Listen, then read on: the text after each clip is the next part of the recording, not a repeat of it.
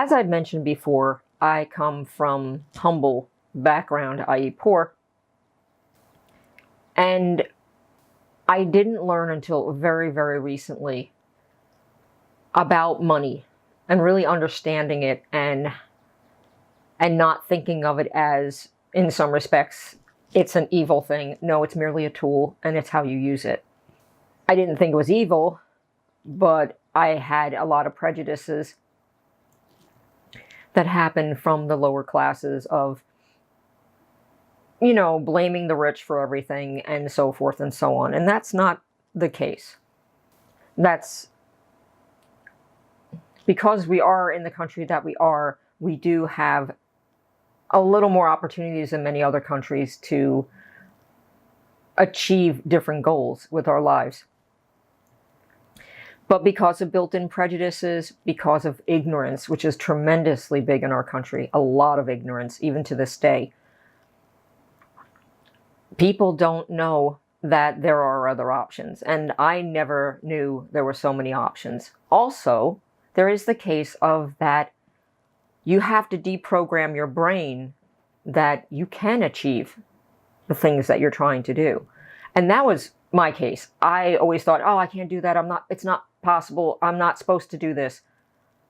Yes, you can do this. Yes, you're allowed to do this. There's nothing wrong with you wanting to achieve better and to be better than how you grew up.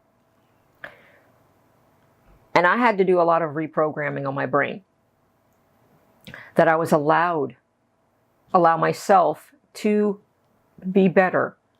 I mean, we always hope better for our children, but even myself. As I've stated, I became a widow when I was 40. We didn't know how to be responsible with money. There was no money. There was no life insurance policy. There was none of that stuff. So it was like the first time in my life I truly had to be completely responsible for my own financial self. And I had to learn how to do these things, how to actually learn how to budget. And it took me many years to break a lot of bad habits. And obviously, as I continue forward, I started thinking about some really big questions that everybody, as they get past a certain age, has to consider. There is the welling thing that happens as you get older of like, oh my God, will I have enough money to retire? Obviously, I had never had anything like that. There wasn't a 401k. There was none of that stuff. And you think, well, I'm probably going to be stuck working for the rest of my days until I die. And hopefully there'll be something saved along the way and I'll be able to get some kind of insurance and at least have some money there for my children so they can actually bury me. I had come to a few other things along the way, like knowing that less is more and understanding that you don't need all these commercial things in your life. You don't need to own all these things to be happy. You just have to know what's important in life. And I had to learn that what was important. And it wasn't things, it was people and experiences.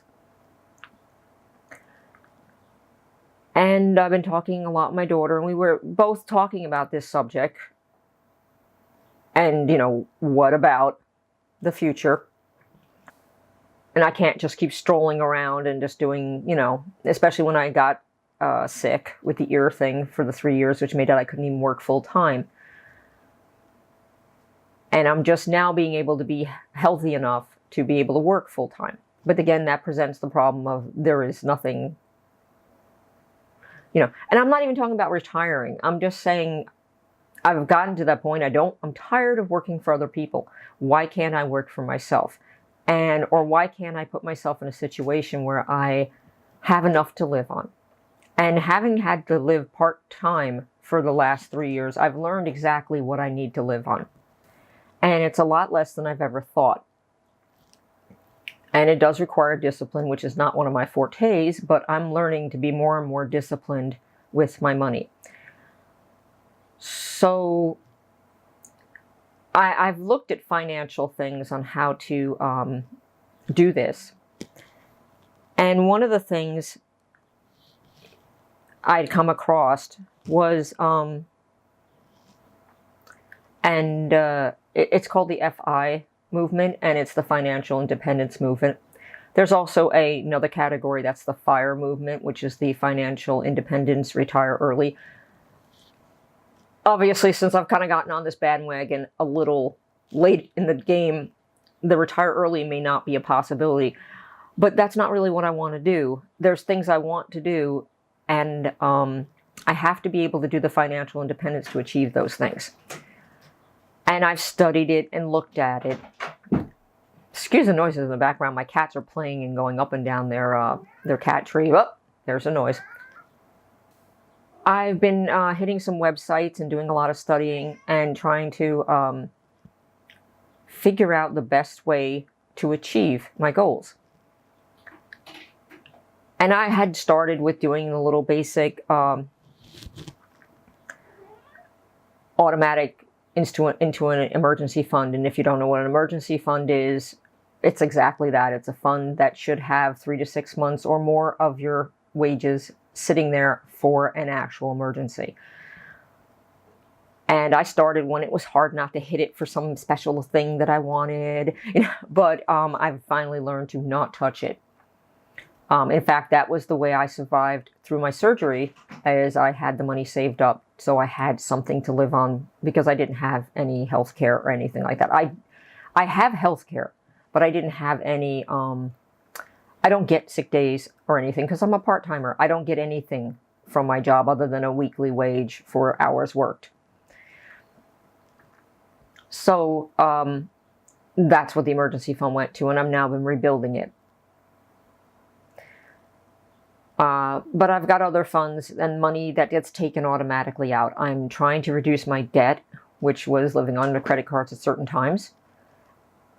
And I'm having that money automatically pulled twice a month, because I get paid twice a month, into paying down those credit cards. And obviously I'm paying more than what's expected. But since I'm so late to the game, in a sense of my age, I have to be a little more aggressive than maybe somebody much younger than me on how to achieve financial independence. And the most logical way to do that is real estate investing. So I just wanted to mention the places that I've been doing a lot of reading, and if you're curious about that, you can explore them. The first group, the first one is Financial Independence. It's a website and podcast. There's a lot of information there. I advise you to either listen to the podcast or read about them on the website. They have a lot of things, and they interview a lot of different people.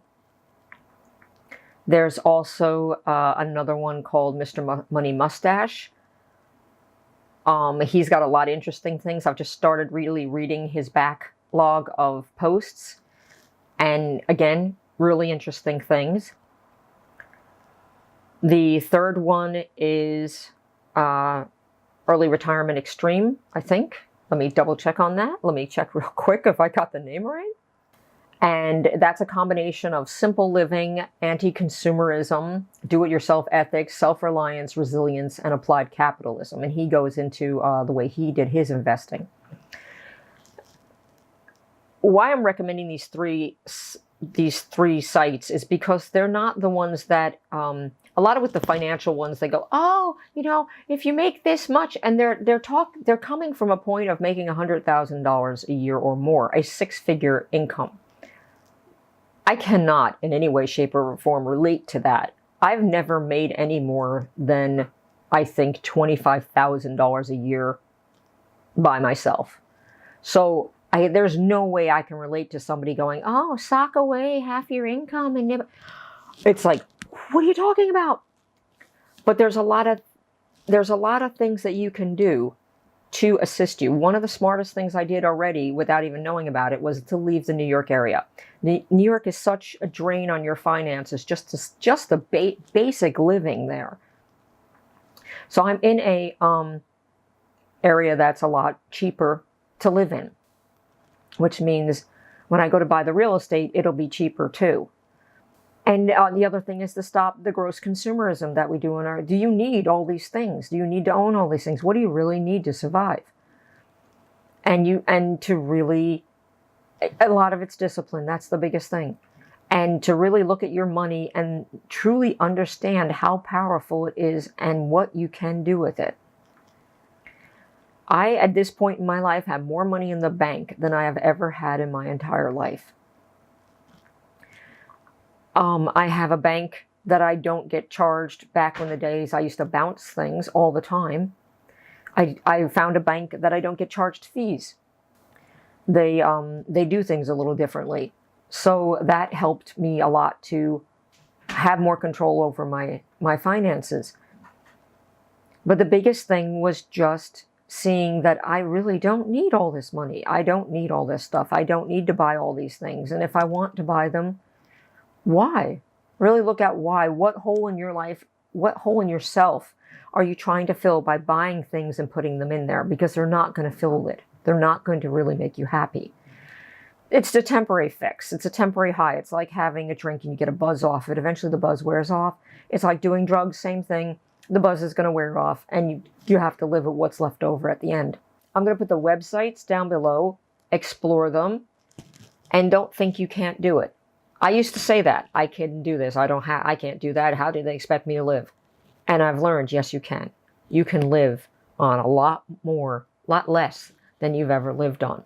How important is financial independence to you? That's the big step. Do you want to be working for somebody for the rest of your days? Or do you want to actually be doing what you want to do and make money doing that? Or not? You have to make these decisions and you have to really seriously think about these things. This is going to be a topic that I'm very passionate about. I'll be returning to it again and again. And if you have any questions or any things you want to talk about, put them down in the thingy. Hit my email. It's down there. And we'll see you soon. Bye-bye.